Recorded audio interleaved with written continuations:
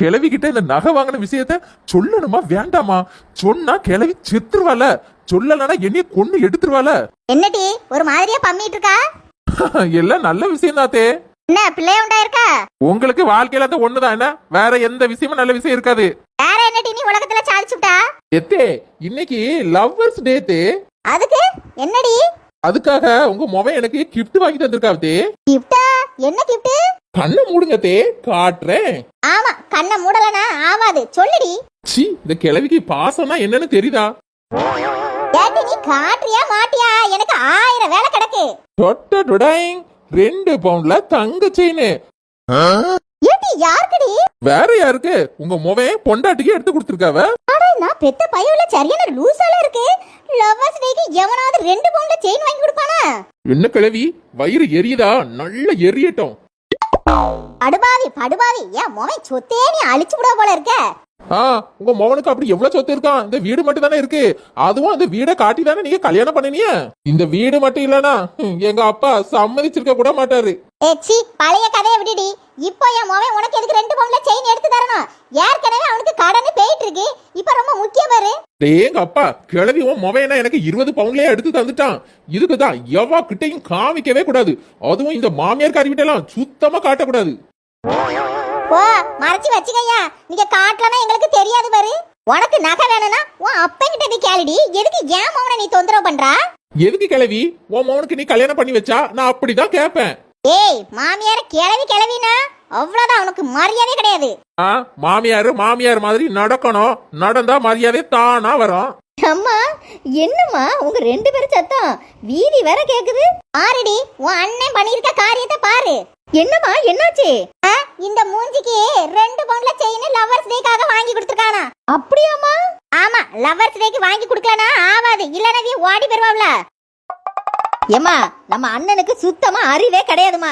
காசை சிக்கன படுத்தணும் அந்த எண்ணமே கிடையாது. எப்பா பாரு பொண்டாட்டின்னு தான் இருக்கான். என்ன மாலா, ரொம்ப ஓவரா தான் பேசிட்டு இருக்கா. உங்க அண்ணன் பொண்டாட்டி தானே வாங்கி கொடுத்தாரு, பக்கத்து வீட்டுக்காரிக்கே வாங்கி கொடுத்தாரு. அண்ணே, நான் பேசுறேன்னு தப்பா நினைச்சுக்காதுங்க. எங்க அண்ணன் அப்படிதான் சொல்லுவான். நீங்க என்ன சொல்லணும்? வேண்டாங்க, நீங்க கடன்ல இருக்கிறிய, சரி அப்புறமா வாங்கிக்கலாம்னு சொல்லணும். அதுதான் நல்ல பொண்டாட்டி. பரவாயில்ல, நான் கெட்ட பொண்டாட்டியாவே இருந்துக்கிறேன். ஏ மாலா, இவகிட்ட எல்லாம் பேசி ஜெயிக்க முடியாது. என்னடி கையில நீ என்ன வச்சிருக்க? அதுவாமா, உங்க மருமவன் லவர்ஸ் டேக்காக எனக்கு கிஃப்ட் கொடுத்துருக்காவுமா. என்னடி சொல்ற? உனக்கு கிஃப்ட் கொடுத்தாவளா? என்ன கிஃப்ட்?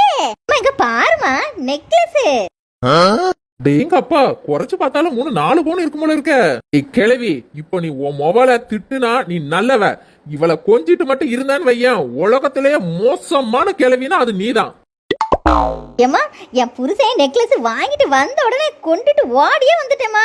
இத பார்த்தா ரொம்ப சந்தோஷப்படுவாளாமா.